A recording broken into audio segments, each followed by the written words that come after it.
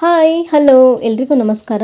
ನಾನಿವತ್ತು ಮಾವಿನಕಾಯಿ ಗುಳಂಬ ಮಾಡ್ಕೊಳ್ಳೋದು ಹೇಗೆ ಅನ್ನೋದನ್ನು ತೋರಿಸ್ತಾ ಇದ್ದೀನಿ. ಹಾಗೆ ಇದನ್ನು ಮಾವಿನಕಾಯಿ ಜಾಮ್ ಅಂತ ಕೂಡ ಕರೀತಾರೆ. ಇದನ್ನು ನಾವು ಬ್ರೆಡ್ ಜೊತೆ ಚಪಾತಿ ಜೊತೆ ಎಲ್ಲ ಸರ್ವ್ ಮಾಡ್ಕೊಬೋದು. ಹಾಗೆ ಇದನ್ನು ಹೇಗೆ ಮಾಡೋದು ಅಂತ ನೋಡೋಣ ಬನ್ನಿ. ನಾನಿಲ್ಲಿ 2 ಮಾವಿನಕಾಯಿಗಳನ್ನು ತೊಗೊಂಡಿದ್ದೀನಿ. ನಾನು ತೊಗೊಂಡಿರ್ತಕ್ಕಂಥದ್ದು ತೋತಾಪುರಿ ಮಾವಿನಕಾಯಿನ ತೊಗೊಂಡಿರ್ತಕ್ಕಂಥದ್ದು. ಹುಳಿ ಇರ್ತಕ್ಕಂಥ ಮಾವಿನಕಾಯಿ ಇದಕ್ಕೆ ಸೂಟಬಲ್ ಆಗೋದಿಲ್ಲ. ಹಾಗಾಗಿ ನಾನಿಲ್ಲಿ 2 ಮಾವಿನಕಾಯಿನ ತೊಗೊಂಡಿದ್ದೀನಿ. ಇದನ್ನು ಮೇಲಿನ ಸಿಪ್ಪೆಯನ್ನೆಲ್ಲ ತೆಗೆದುಬಿಟ್ಟು ತುರ್ಕೊಂಡು ತೊಗೋಬೇಕಾಗತ್ತೆ. ಈಗ ನಾನಿಲ್ಲಿ ಒಂದು ಪ್ಯಾನ್ಗೆ 2 ಟೇಬಲ್ ಸ್ಪೂನಷ್ಟು ಗಸಗಸೆಯನ್ನು ತೊಗೊಂಡ್ಬಿಟ್ಟು ಈ ರೀತಿಯಾಗಿ ಸ್ವಲ್ಪ ಹುರ್ಕೋತಾ ಇದ್ದೀನಿ. ಇದು ಜಸ್ಟ್ ಬೆಚ್ಚಗೆ ಮಾತ್ರ ಮಾಡ್ಕೋಬೇಕಾಗತ್ತೆ ಈ ಗಸಗಸೆಯನ್ನು. ಮತ್ತು ಅದೇ ಪ್ಯಾನ್ಗೆ ನಾನಿಲ್ಲಿ 2 ಟೇಬಲ್ ಸ್ಪೂನಷ್ಟು ತುಪ್ಪವನ್ನು ಸೇರಿಸ್ಕೊಂಡು ತುರಿದಿರ್ತಕ್ಕಂಥ ಮಾವಿನಕಾಯಿಗಳನ್ನು ಕೂಡ ಸೇರಿಸ್ಕೊತಾ ಇದ್ದೀನಿ ಇದನ್ನು ಸೇರಿಸ್ಬಿಟ್ಟು ಒಂದ್ಸಲ ಈ ರೀತಿಯಾಗಿ ಚೆನ್ನಾಗಿ ನಾವು ಹುರ್ಕೋಬೇಕಾಗತ್ತೆ. ಇದಕ್ಕೆ ನೀರನ್ನು ಸೇರಿಸಬಾರ್ದು, ಹಾಗೆ ಹುರ್ಕೊಂಡು ಸ್ವಲ್ಪ ಬೇಯಿಸ್ಕೋಬೇಕಾಗತ್ತೆ ಇದರಲ್ಲೇ.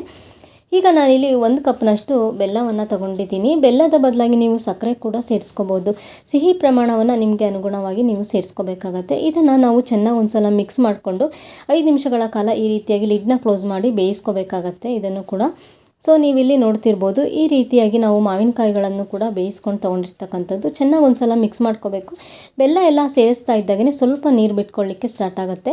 ಅಲ್ಲಿವರೆಗೂ ಕೂಡ ನಾವು ಚೆನ್ನಾಗಿ ಒಂದ್ಸಲ ಮಿಕ್ಸ್ ಮಾಡ್ಕೋಬೇಕು. ನಾನಿಲ್ಲಿ 1 ಟೇಬಲ್ ಸ್ಪೂನಷ್ಟು ಏಲಕ್ಕಿ ಪೌಡರ್ನು ಕೂಡ ಸೇರಿಸ್ಕೊಂಡು ಈ ರೀತಿಯಾಗಿ ಮಿಕ್ಸ್ ಮಾಡ್ಕೊಂಡು ತೊಗೊಂಡಿರ್ತಕ್ಕಂಥದ್ದು.